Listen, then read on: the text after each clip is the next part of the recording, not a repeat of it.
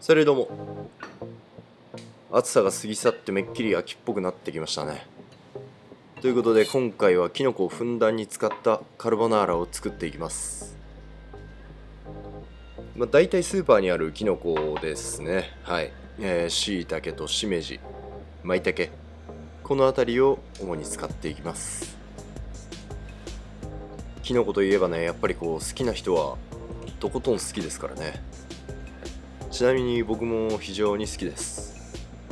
あればね、基本的には食べ続ける食材の一つだと思ってます。あとやっぱりあれですね、松茸とか普段なかなか食べれないですけど、ちょっとね、その旬ならではのキノコとかになってくるとね、さらにもうね、すごい食べたいですよね。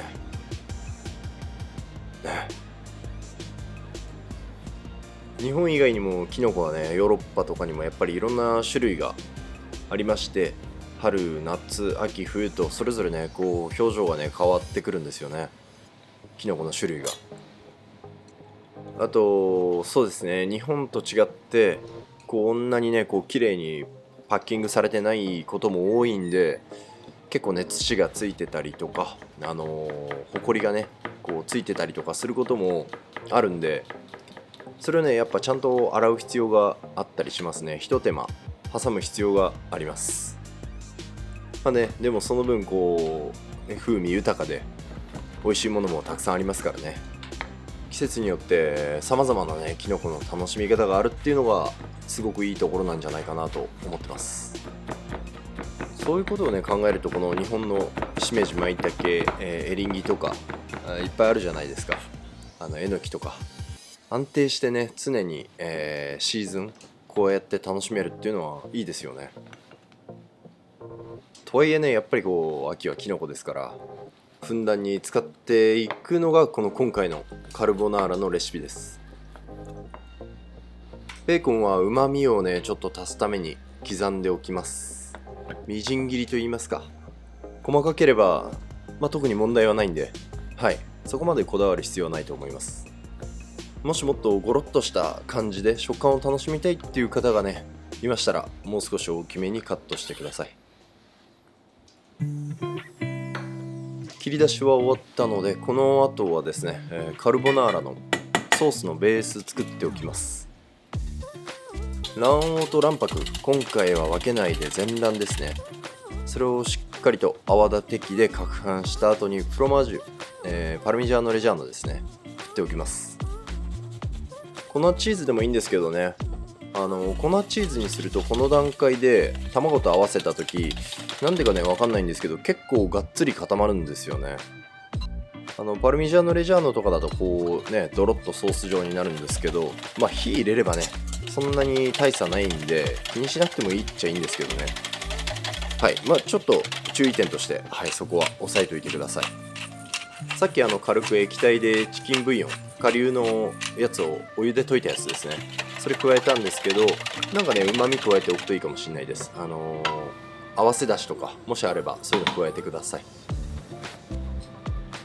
ここからはですね、この後きのこを炒めていきます。オリーブオイルは、大さじ1/2分の1ぐらいですかね、もう少し少なくてもいいかもしれないです。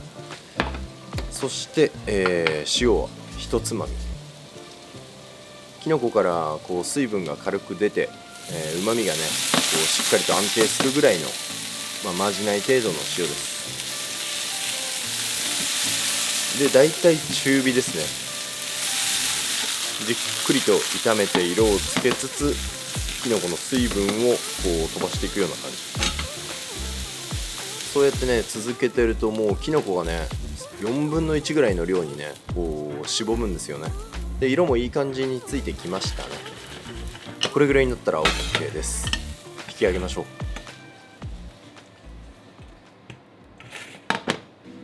この段階できのこはねかなり香ばしい香りがついて、きのこの潜在能力がだいぶ引き出された状態になったんで、そしたらそのフライパンね洗わないで使いましょう。先ほど刻んでおいたベーコン、オリーブオイルはねちょっと多めにして、このねベーコンの香りをしっかりとオイルに移していきます。これは弱火でじっくりっていう感じですかね。それである程度こうカリッと仕上がってきたらニンニクを加えて、ニンニクの香り出しもします。フランスの料理でですね、ボルドレーズ、ボルドー風っていう料理があるんですけど、セップ茸とか使ってやるんですよね。それがこういった感じで、パンチェッタとかニンニク、エシャロット、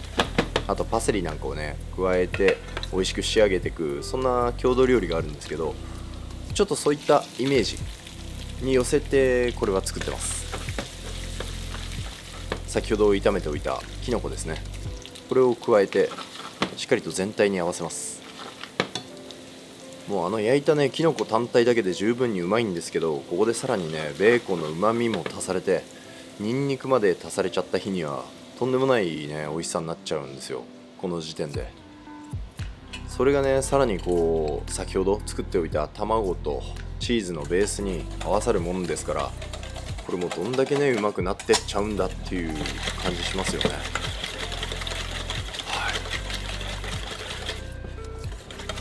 それで結構先ほどオリーブオイルもねたくさん加えてたんで、しっかりと卵と加えて攪拌させておきます。もう味はねバッチリ決まってるんですけど、ダメ押しに、魚醤ちょっと加えます。なければねお醤油でも大丈夫です。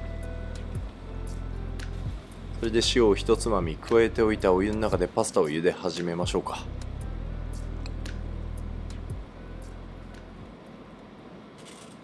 それで今回のカルボナーラなんですけど、このねボウルの中で仕上げていっちゃいます。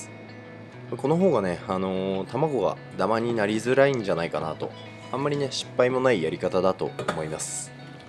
茹で上がったパスタを加えて、それでお湯はですね結構こう下のお湯沸かしたような状態でボウルの底に蒸気を当てて火を加えていくような感じです。で今ね見た通り卵の液体は結構シャバシャバなんですよね。ただこのボウルの底はかなり熱くなってますんで、しっかりとこうゴムベラで全体に混ぜながらソースをねとろっと火を入れてパスタに絡めていくような感じです。でこれもものの20秒から30秒ぐらいすればこのような感じでね先ほどの、だいぶシャバかった液体がかなりしっかりととろっとした感じになって麺に絡まり始めますから、もうねそうなったら OK です。しっかりと熱々の状態ですね。それじゃあ盛り付けドレセに行きます。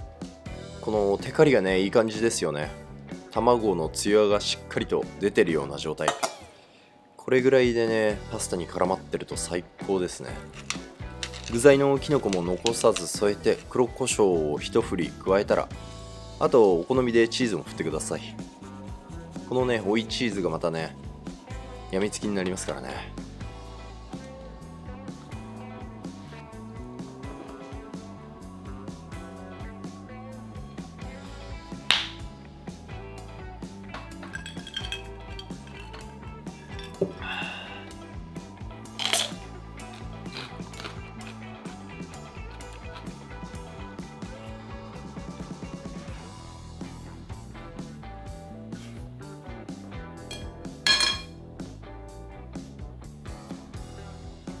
よし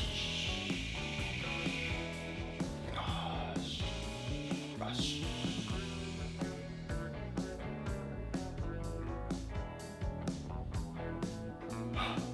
やばいうまい。これは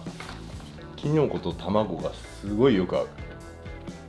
やっぱこうどっかフランス料理感が感じられますね。これはきのこといえばフランス料理だし、卵といえばフランス料理ですもんね。恐ろしいわほんと。これ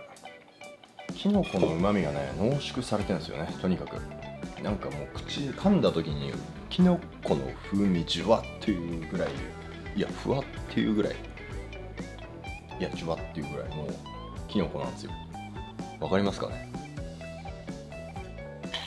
というわけできのこカルボのレシピでした。よかったらぜひ参考にしてみてください。それじゃまた次回の動画でお会いしましょう。ラビアント。